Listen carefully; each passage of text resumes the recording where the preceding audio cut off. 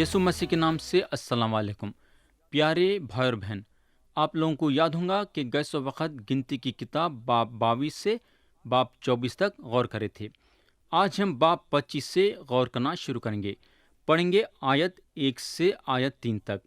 اور اسرائیلی شتم میں رہتے تھے، اور لوگوں نے موابی عورتوں کے ساتھ حرام کاری شروع کر دی، کیونکہ وہ عورتیں ان لوگوں کو اپنے دیوتاؤں کی قربانیوں میں آنے کی دعوت دیتی تھیں، اور یہ لوگ جا کر کھاتے اور ان کے دیوتاؤں کو سجدہ کرتے تھے۔ یوں اسرائیلی بال فغور کو پوجنے لگے۔ تب خداوند کا قہر بنی اسرائیل پر بھڑکا۔ تو پیارے بھائی اور بہن، یہاں آپ دیکھ سکتے کہ کیا ہوا۔ بالام تو اسرائیلیوں کو لعنت نہیں کر سکا، مگر بالام جو ہے بالک کو یہ بتایا کہ کیا کر سکتے اسرائیلیوں کے ساتھ۔ انہیں بالک کو یہ بتانے لگا کہ تم اسرائیلیوں کے لوگوں میں گھس کے، ان سے مل کے، ان کے ساتھ شادی کا ناطہ جوڑ کے، اپنی بت پرستی ان میں شامل کر کے ان کو خدا سے دور کر سکتے ہیں۔ آیت 4 اور 5 میں لکھا ہوا ہے، اور خداوند نے موسیٰ سے کہا، قوم کے سب سرداروں کو پکڑ کر خداوند کے حضور دھوپ میں ٹانگ دے، تاکہ خداوند کا شدید قہر اسرائیل پر سے ٹل جائے۔ سو موسیٰ نے بنی اسرائیل کے حاکموں سے کہا کہ تمہارے جو آدمی بال فغور کی پوجا کرنے لگے ہیں، ان کو قتل کر ڈالو۔ اب شاید آپ یہ بولیں گے کہ خدا کی عدالت یہاں حد سے زیادہ سخت ہے۔ بالکل صحیح ہے، خدا کی عدالت یہاں سخت ہے، اور آپ کو اس کی وجہ معلوم ہے، کیونکہ بیماری جو ہے بہت ہی گہری ہے۔ یہ کام آدمی کو خدا سے الگ کر کے دوزخ میں پہنچا دے گا۔ اس لیے خدا اپنے رحمت کا ہاتھ اسرائیلی قوم پہ بڑھا رہا ہے، تاکہ ان لوگوں کو گناہ سے بچائے۔ ویسا ہم کو معلوم ہونا چاہیے کہ خدا جو بھی کرتا ہمارے بہتری کے لیے کرتا۔ آیت 6 سے 9 میں لکھا ہوا ہے، اور جب بنی اسرائیل کی جماعت خیمہ اجتماع کے دروازے پر رو رہی تھی، تو ایک اسرائیلی موسیٰ اور تمام لوگوں کی آنکھوں کے سامنے ایک مدیانی عورت کو اپنے ساتھ اپنے بھائیوں کے پاس لے آیا۔ تب فنہاس بن الیعزر بن ہارون کاہن نے یہ دیکھا، تو اس نے جماعت میں سے اٹھ ہاتھ میں ایک برچی لی، اور اس مرد کے پیچھے جا کر خیمے کے اندر گھسا، اور اس اسرائیلی مرد اور اس عورت دونوں کو پیٹ میں چھید دیا۔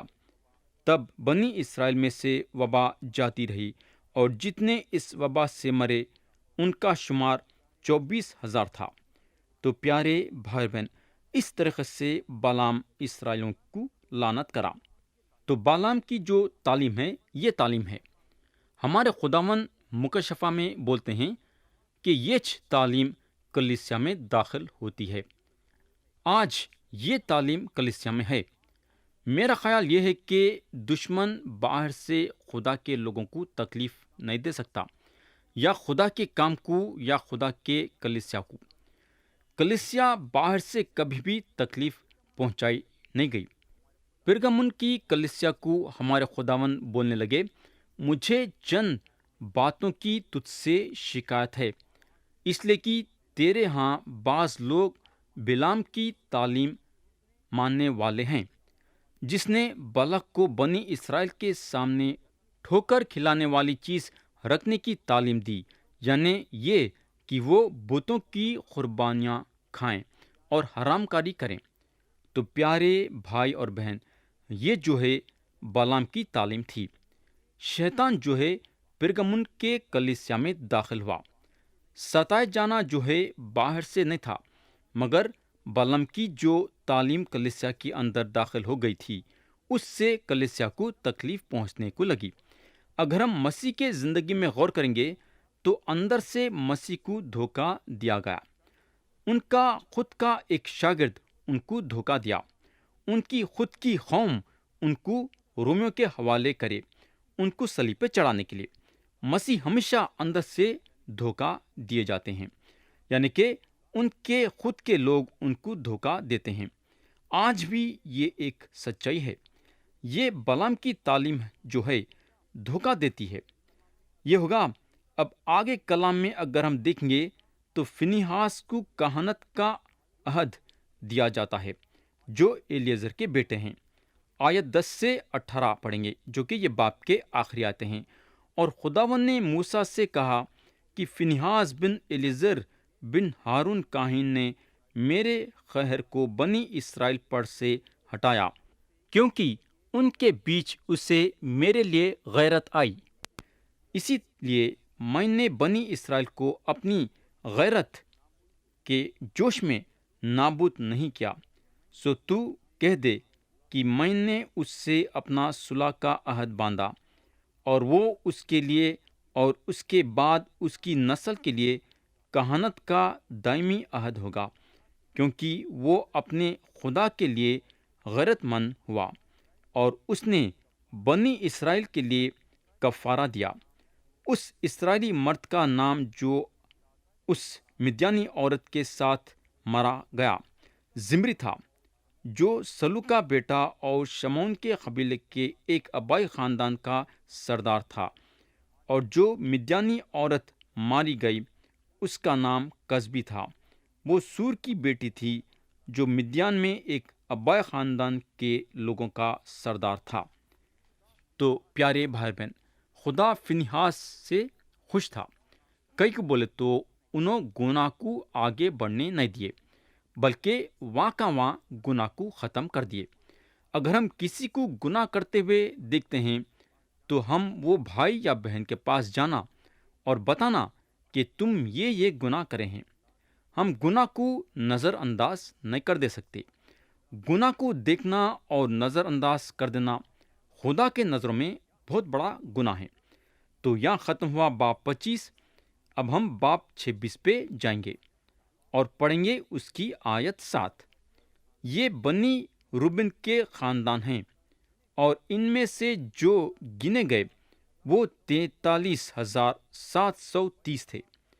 اگر آپ پہلا باب شمار کے بارے میں دیکھیں گے، آپ کو پتہ چلے گا کہ روبن کے قبیلے کے جو آدمی شمار کیے گئے وہ 46,500 تھے۔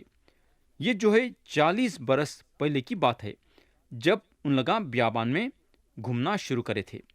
تو روبن کے قبیلے کو دیکھتے ہوئے دان کا قبیلہ شمار میں بڑھتا گیا۔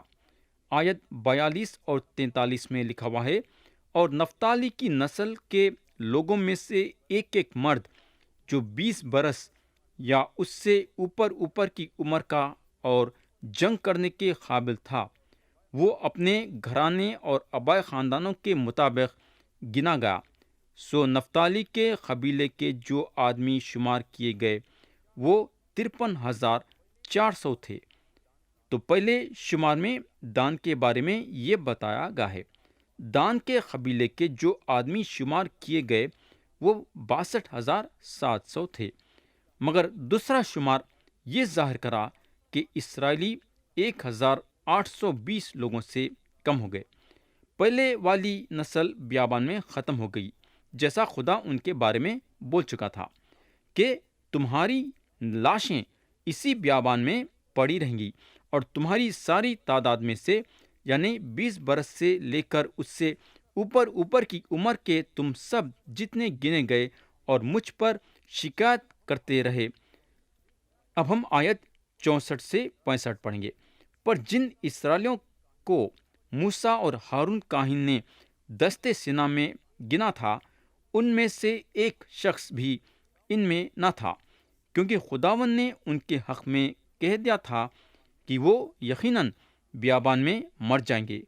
چنانچہ ان میں سے سوا یوفنا کے بیٹے کالب اور نون کے بیٹے یشو کے ایک بھی باقی نہیں بچا تھا۔ تو پیارے بھائی اور بہن، یہ ایک نئی نسل ہے۔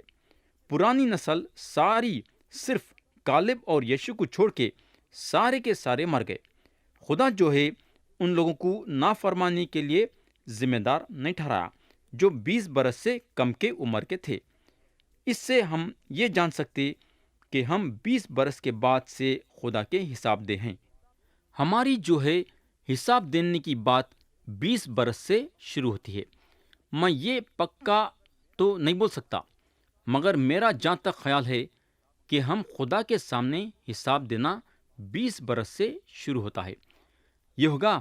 اب ہم باب 27 پہ جائیں گے، پڑھیں گے آیت 1 سے 5 تک۔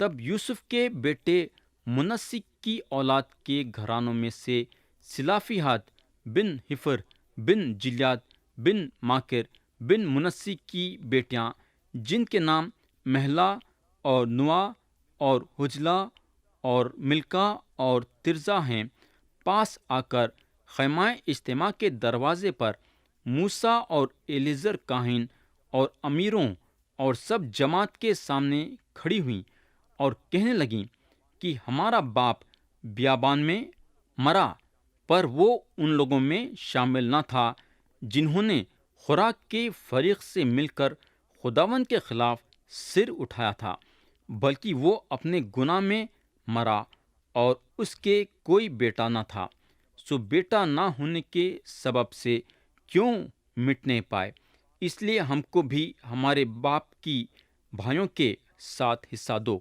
موسیٰ ان کے معاملے کو خداوند کے حضور لے گیا۔ تو پیارے بھائی اور بہن، یہاں آپ مصیبت کو دیکھ سکتے۔ یہ آدمی جس کا نام سلافیہات تھا، بیابان میں مر گیا۔ یہ آدمی کو 5 بیٹیاں تھے، مگر ایک بھی بیٹا نہیں تھا۔ موسیٰ کی شریعت کے مطابق ایسا لگتا تھا کہ صرف بیٹے کو جائیداد کا حصہ ملتا تھا اور عورتوں کو نہیں۔ ایسا دیکھا گیا تو دوسرے قوموں کا جو قانون تھا، یہ بتاتا تھا کہ عورتوں کو جائیداد کا حصہ نہیں ملتا ہے۔ تو اب سوال یہاں یہ پیدا ہوتا ہے کہ موسیٰ اب ان لوگوں کے بارے میں کیا کر سکتے؟ موسیٰ کو واقعی میں یہ معلوم نہیں ہو رہا تھا کہ ان لوگوں کے ساتھ کیا کرنا۔ تو موسیٰ یہ پریشانی کو خدا کے پاس لائے۔ آیت 6 اور 7 پڑھیں گے۔ خداوند نے موسیٰ سے کہا، سلافیہات کی بیٹیاں ٹھیک کہتی ہیں، تو ان کو ان کے باپ کے بھائیوں کے ساتھ ضرور ہی میراث کا حصہ دینا، یعنی ان کو ان کے باپ کی میراث ملے۔ تو یہاں اگر ہم دیکھیں گے تو خدا عورتوں کے حق کے طرف ہے۔ یہ ایک ایسی شریعت ہے کہ ہمارے سمجھ کے باہر ہے، ہم کو سمجھنا بالکل مشکل ہے۔ آج ہر ایک عورت خدا کی شکر گزاری کرنا، کئی کو بولے تو خدا عورتوں کا حق دلاتا ہے۔ خدا سلافیہات کی بیٹیوں کے بارے میں بولتا ہے، سلافیہات کی بیٹیاں ٹھیک کہتی ہیں، تو ان کو ان کے باپ کے بھائیوں کے ساتھ ضرور ہی میراث کا حصہ دینا۔ پیارے دوست، یہ بات کو مد نظر رکھتے ہوئے خدا ان لوگوں کے لیے ایک قانون اور قاعدہ بناتا ہے۔ آیت 8 سے 11 میں لکھا ہوا ہے، اور بنی اسرائیل سے کہے کہ اگر کوئی شخص مر جائے اور اس کا کوئی بیٹا نہ ہو تو اس کی میراث اس کی بیٹی کو دینا۔ اگر اس کی کوئی بیٹی بھی نہ ہو تو اس کے بھائیوں کو اس کی میراث دینا۔ اگر اس بھائی بھی نہ ہو تو تم اس کی میراث اس کے باپ کے بھائیوں کو دینا۔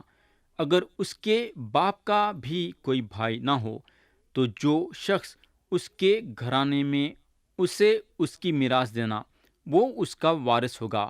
اور یہ حکم بنی اسرائیل کے لیے جیسا خداوند نے موسیٰ کو فرمایا واجبی فرض ہوگا۔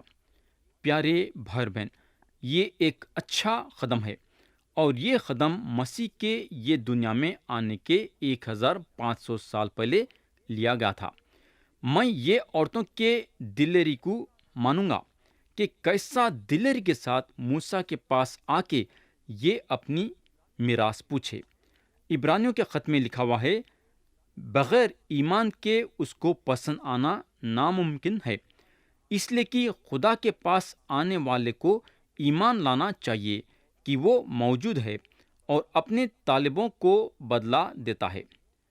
تو یہ 5 عورتیں اپنے باپ کے میراث کو حاصل کرنا چاہتے تھے۔ وہ دنوں میں کوئی قانون یا قاعدہ نہیں بتایا گیا تھا کہ عورتیں اپنے باپ کا میراث حاصل کر سکتی ہیں، مگر یہ عورتیں ایمان کے ساتھ پوچھیں اور خدا ان کے ایمان کو دیکھ کے ان کو میراث دیا۔ یہاں ایک زبردست سبق ہم کو سیکھنے کے لیے ملتا ہے۔ ہم کو افسیوں کے خط میں بتایا گیا ہے کہ خدا باپ ہم کو مسیح میں آسمانی مقاموں پہ ہر طرح کی روحانی برکت بخشی ہے۔ میں یہ بات سے یقین کرتا ہوں کہ خدا ہمارے دعا کو سنتا ہے اور جواب بھی دیتا ہے، صرف روحانی باتوں کے لیے نہیں بلکہ جسمانی باتوں کے لیے بھی۔ تو یہ سلافیات کے بیٹیاں آ کے وہ میراث پوچھے جو ان کے باپ کی تھی۔ آج ہمارے پاس روحانی میراث ہے جس کو ہم مانگنا ہے۔ ہم اپنے خدا باپ سے ہماری میراث مانگے۔ ہم خدا سے بولیں کہ ہم کو یہ میراث کی ضرورت ہے اور ہم کو روحانی برکتیں چاہیے۔ میرے بھائی، خدا ہم کو برکت دینا چاہتا ہے۔ کیا آپ نہیں سمجھتے کہ ہمارا خدا زبردست خدا ہے؟ اب ہم آیت 12 سے 14 پڑھیں گے۔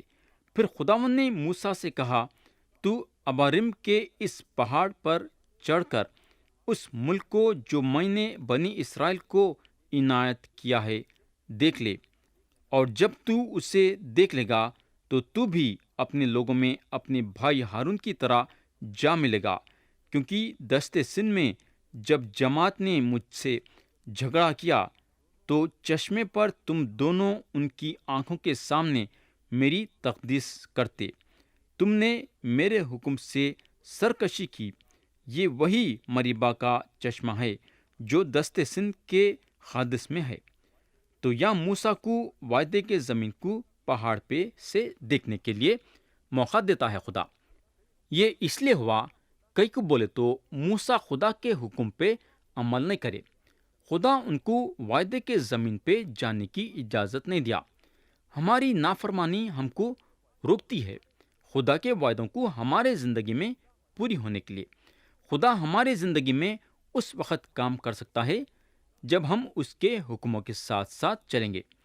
آیت 15 سے 19 میں لکھا ہوا ہے، موسیٰ نے خداوند سے کہا کہ خداوند سارے بشر کی روحوں کا خدا کسی آدمی کو اس جماعت پر مقرر کرے جس کی آمد و رفت ان کے روبرو ہو، اور وہ ان کو باہر لے جانے اور اندر لے آنے میں ان کا رہبر ہو، تاکہ خداوند کی جماعت ان بھیڑوں کی مانند نہ رہے جن کا کوئی چرواہا نہیں۔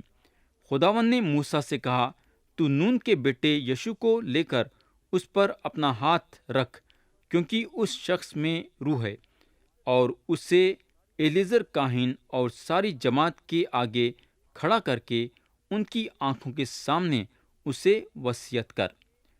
تو یا موسیٰ کے جگہ پہ ایک کو آنا ہے، کسی کو نہ تو کسی کو آنا ہے، اور وہ آدمی پاک روح سے معمور ہونا ہے۔ تو یا یشوع جو ہیں موسیٰ کی جگہ لینا ہے۔ موسیٰ جو ہے یشوع پہ ہاتھ رکھنے کے بعد یشوع کو ذمہ داری دی جائیں گی لوگوں کو وعدے کے زمین پہ پہنچانے کے لیے۔ پیارے بھائی اور بہن، ہم یشوع کے بارے میں اور دیکھیں گے جب ہم یشوع کے کتاب پہ غور کرنا شروع کریں گے۔ میں جہاں تک سمجھتا ہوں، جب یشوع کو سارے لوگوں کے اوپر سردار بنایا گیا تو لوگ ان کے بارے میں سوچے بھی نہیں ہوں گے کہ یشوع ان لوگوں کے سردار بنیں گے۔ ایک معنی میں ان کا چنا جانا لوگوں کو حیرت میں ڈال دیا ہوگا۔ لوگ سوچے بھی نہیں ہوں گے کہ یشوع جو ہیں موسیٰ کی جگہ لیں گے، اور اس کی وجہ یہ ہے کہ انہوں ایک معمولی آدمی تھے۔ کوئی بھی یشوع کو صحیح ڈھنگ سے نہیں جانتا تھا ہوگا۔ انہوں بس لوگوں کے سامنے ایک چلتے پھرتے آدمی تھے ہوں گے، مگر آگے چل کے یشوع سارے لوگوں کو بتا دیے کہ خدا ایک معمولی آدمی کے ذریعے سے بڑے بڑے کام کرنے کی طاقت رکھتا ہے۔ اب ہم آیت 20 سے 23 پڑھیں گے، اور اپنے روپ دب سے اسے بہراور کر دے تاکہ بنی اسرائیل کی ساری جماعت اس کی فرمان برداری کرے۔ وہ ایلیزر کاہن کے آگے کھڑا ہوا کرے جو اس کی جانب سے خداوند کے حضور یوریم کا حکم دریافت کیا کرے گا۔ اسی کے کہنے سے وہ اور بنی اسرائیل کی ساری جماعت کے لوگ نکلا کریں۔ سو موسیٰ نے خداوند کے حکم کے مطابق عمل کیا اور اس نے یشوع کو لے کر اسے ایلیزر کاہن اور ساری جماعت کے سامنے کھڑا کیا، اور اس نے اپنے ہاتھ اس پر رکھے اور جیسا خداوند نے اس کو حکم دیا تھا اسے وصیت کی۔ تو سب سے پہلی بات خدا یہاں یہ چاہتا تھا کہ اسرائیلیاں جب یشوع ان کے سردار بنیں گے تو ان کے فرمان بردار رہنا۔ پیارے بھائی اور بہن، میں یقین کرتا ہوں کہ آپ لوگوں میں سے کئی لوگ نوکری کرتے ہوں گے۔ جس آدمی یا عورت کو آپ کے اوپر رکھا ہے، آپ اس کی عزت کرنا، اس کا کہنا ماننا اور اس کی بات سننا، کیونکہ خدا کی طرف سے انہیں آپ کے اوپر مقرر ہے۔ تو یہاں یشوع کا مسا ہوتا ہے اور ان کو اسرائیلیوں پہ سردار بنایا جاتا ہے۔ اگر ہم یشوع کے زندگی میں غور کریں گے تو انہوں کدھر بھی نظر نہیں آ رہے تھے۔ ہو سکتا ہے کہ ایسے بھی لوگ تھے جو ان سے لاکھ درجے بہتر تھے، مگر خدا یشوع کو چنا، کیونکہ یشوع خدا کے حکم کے مطابق چلنے والے انسان تھے۔ انہوں ایک حلیم انسان تھے۔ میرے بھائی، خدا کو آپ کے قابلیت کی ضرورت نہیں ہے، خدا کو آپ کے ہمت کی ضرورت نہیں ہے، خدا کو آپ کے سمجھداری کی ضرورت نہیں ہے، خدا کو آپ کے فرمان برداری کی ضرورت ہے۔ کس کی ضرورت؟ فرمان برداری کی۔ اور یہ خوبی یشوع میں تھی۔ جو خدا کے نظروں میں اپنے آپ کو چھوٹا کرتا ہے، یاد رکھو، جو خدا کے نظروں میں اپنے آپ کو چھوٹا کرتا ہے وہ آدمی خدا کے نظروں میں بڑا بنا جاتا ہے۔ خدا ایسے لوگوں کو پسند کرتا ہے۔ تو یہاں ختم ہوا باب 27 اور اب ہم اٹھائیں گے باب 28۔ ہم پڑھیں گے آیت 1 اور 2۔ اور خداوند نے موسیٰ سے کہا کہ بنی اسرائیل سے کہے کہ میرا چرواہا یعنی میری وہ غذا جو راحت انگیز خوشبو کی آتشی قربانی ہے، تم یاد کر کے میرے حضور وقت معین پر گزرانہ کرنا۔ تو پیارے بھائی بہن، نذرانہ بلا ناغہ لانا پڑتا تھا، اور جو طور طریقہ بتایا گیا تھا کاہن کے نظر میں یعنی کہ کاہن کے آنکھوں کے سامنے گزارنا پڑتا تھا۔ یہ قاعدوں پہ عمل کرنے کے لیے کافی وقت ہوتا تھا، اور یہ چیز لوگوں کو موقع دیتی تھی اپنے اپنے دلوں کو عبادت کے لیے تیار کرنے کے لیے۔ میرے دوست، خدا خوش ہوتا ہے اور ہم بھی خوش ہوتے ہیں جب ہمارے دل تیار ہوتے ہیں اس کے سامنے شکر گزاری کے ساتھ آنے کے لیے۔ آیت 3 میں لکھا ہوا ہے، تو ان سے کہہ دے کہ جو آتشی قربانی تم کو خداوند کے حضور گزرانی ہے وہ یہ ہے کہ 2 بے عیب یکسالہ نر برے ہر روز دائمی سوختنی قربانی کے لیے چڑھایا کرو۔ تو پیارے بھائی بہن، جو آتشی قربانی کا ذکر ہے وہ یسوع مسیح کی شخصیت کے بارے میں بات کرتا ہے۔ یہ سارا دعا خدا کے پاس جاتا تھا۔ یہ قربانی خدا کے نظر میں کافی اہمیت رکھتی تھی۔ خدا اس سے خوش ہوتا تھا۔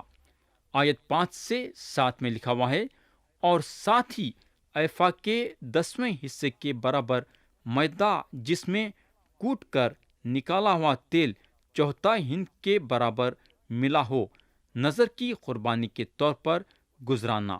یہ وہی دائمی سوختنی قربانی ہے جو کوہ سینا پر مقرر کی گئی تاکہ خداوند کے حضور راحت انگیز خوشبو کی آتشی قربانی ٹھہرے، اور ہند کی چوتھائی کے برابر میں فی برہ تپاون کے لیے لانا۔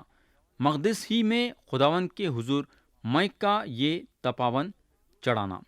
تو میرے دوست، یہ میدا جو ہے باریک میدا تھا، اور تیل جو ہے کوٹ کے نکالا ہوا تھا۔ یہ جو نذرانہ ہے یہ بتاتا تھا کہ خدا کو عزت دینا چاہیے۔ کئی بولے تو خدا کے طرف سے ساری نعمتیں ہم کو ملتی ہیں۔ آیت 9 اور 10 میں لکھا ہوا ہے، اور سبت کے روز 2 بے عیب یکسالہ نر برے اور نظر کی قربانی کے طور پر ایفا کے 5ویں حصے کے برابر میدا جس میں تیل ملا ہو، تپاون کے علاوہ یہ ہر سبت کی سوختنی قربانی ہے۔ پیارے بھائی بہن، سبت کے روز زیادہ نذرانے گزرانے جاتے تھے۔